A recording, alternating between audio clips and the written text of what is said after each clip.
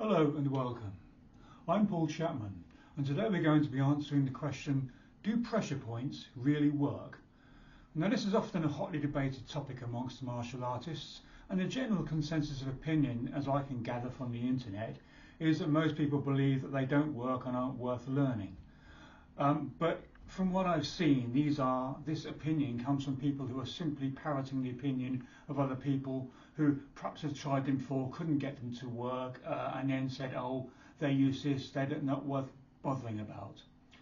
I mean, after over 40 years of training in the Chinese martial arts, and I've been a teacher for over 25 years, I can categorically tell you that yes, they do work, but they don't work on everybody. Now, I've been teaching, as I say, for over 25 years.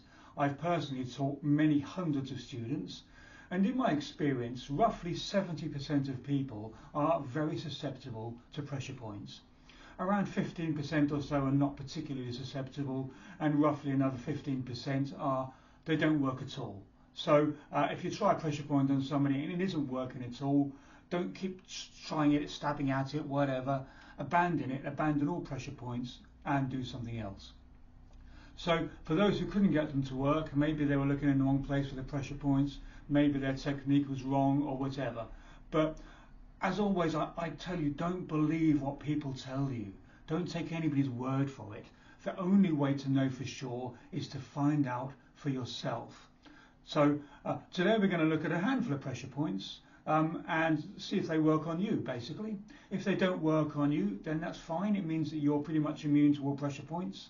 It does, on the other hand, mean that you can't use your own body to find out where these tender areas are. So today we're going to look at a handful of them. Most sources will say there's over 100 or so in the body, but really you only need to know a few. You don't need to know where all of them are to get them to work for you. So today we're going to focus mostly on the arm. There are about 5 on the arm that are useful to know. There are others that are more difficult to find. Some of them you don't just need to know the precise location, but you also need to go in at a specific angle in order to get the pressure point to work for you. In order to attack pressure points, there are 2 main ways. You can either squeeze the pressure point or you can strike it. Now, when you're squeezing the pressure point, obviously the pain is there while you're squeezing it, and when you stop squeezing it, roughly 95% or so of the pain goes away. When you strike a pressure point, on the other hand, obviously the pain is immediate and the pain will last for several seconds to several minutes later. So today we're going to be squeezing them, and when we squeeze them, generally speaking, we're going to be using our thumb. And when you use your thumb, we don't use a pad of the thumb like so. You bend your thumb inwards and stick the tip of the thumb in. I don't know if you can see this. Yeah, it's go there. So bend it in and stick try both. Just stick the pad of your thumb into your arm. You can't go in very far. Bend it in and go in with the tip of the thumb. Yeah, you can see that my hand is curling inwards as I'm pressing in on those tendons. Okay, so the first one we're going to go for is at the top of the forearm. There's a ridge of muscle here around the top of the forearm. So we want to dig our thumb into this area and go gently to begin with, and straight away I can feel some pain. Now, most of this area around here is going to be fairly painful, but there is one particular point where, yeah, it's there, exactly there, where even the slightest touch and I'm jumping. Yeah. So the area around it is painful, but there's one particular point where it's doubly painful. So top of the forearm here. This is a really useful one. If somebody's gripping you in a really hard, handshake, you can just reach up, in an almost friendly way, grab their forearm and stick your thumb in, and they're going to be rather regretting their overly aggressive handshake. The other thing is, it's a really useful one to strike when you're blocking somebody. You can block somebody with one arm and strike down on this point with the other, and you're going to pretty much cripple their arm for at least 30 seconds or so afterwards. So they're going to only have one arm to defend themselves with. So, and it's a nice and easy one to defend, to dissuade somebody from continuing their attack. If even just chopping down on there lightly, and I can feel how painful that potentially could be. So another one here is on the inside of the forearm. So it's on the thumb's edge. There's 2 bones in the forearm. There's one that goes up the thumb side called the radius, and the larger one on the little finger side called the ulna. So about a quarter of the way up, about 3 inches or so of the way up from the wrist. Just again between the bone and the muscle, just dig into there, and you should find that that's the point just there. It's quite painful, yeah. So it's about 3 inches or so up from the wrist.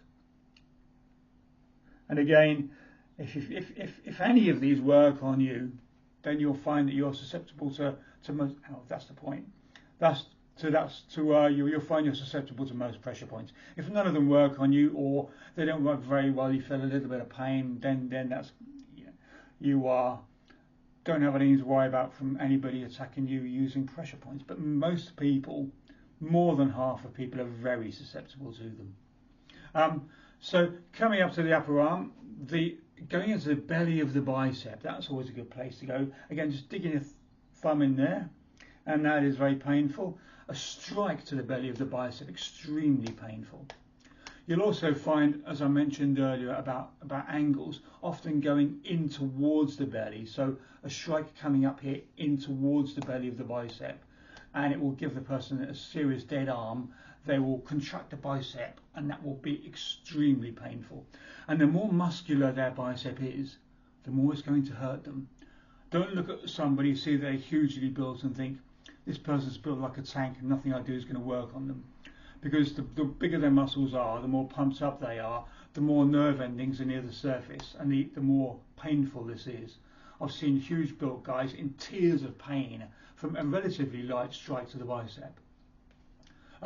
So another area is about here. It's about halfway between the elbow and the shoulder, and it's right on the bone. So if you dig into the bone area there, sort of on the just slightly on the outside, again you'll soon find it. If it's there, you'll find it. And again, this is a useful one. If you grab somebody just above the elbow, which we often do in the styles I teach, the thumb will sink quite naturally into that place there. But while it's doing that, there's another one just above the elbow. Again, just underneath the bicep muscle, just above the elbow here. There's a whole area here that might make your fingers tingle. So while your thumb is pressing into this one, your middle finger can be coming in under here and attacking these. So there's 2 pressure points for the price of 1 in one grip. So these are most of the key ones on the arm. There are plenty of others, but they are a little bit harder to find and describe, and sometimes you have to go in from a different angle. But there are the bodies covered in them. As I say, there are roughly 100 or so. Another useful one that you might be interested in is on the lower leg.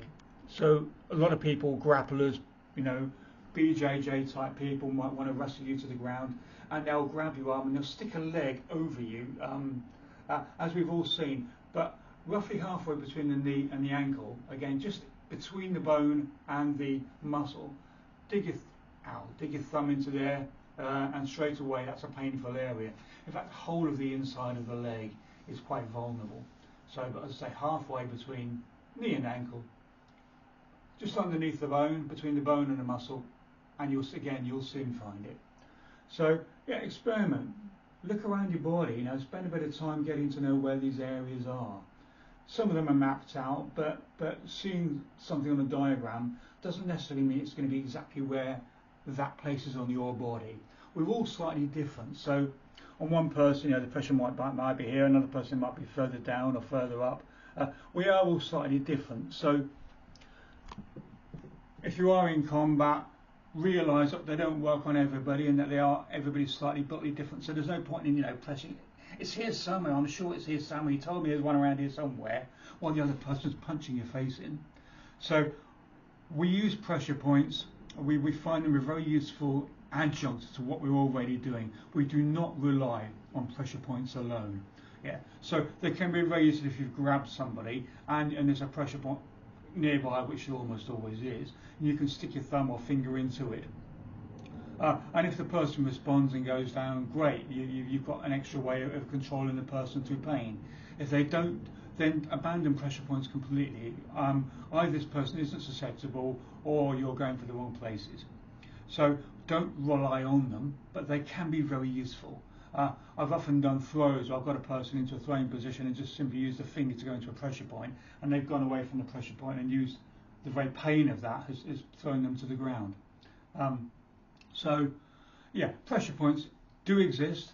They're very useful when you know where they are, but don't rely on them, and understand that only about 70% of people are particularly susceptible to them.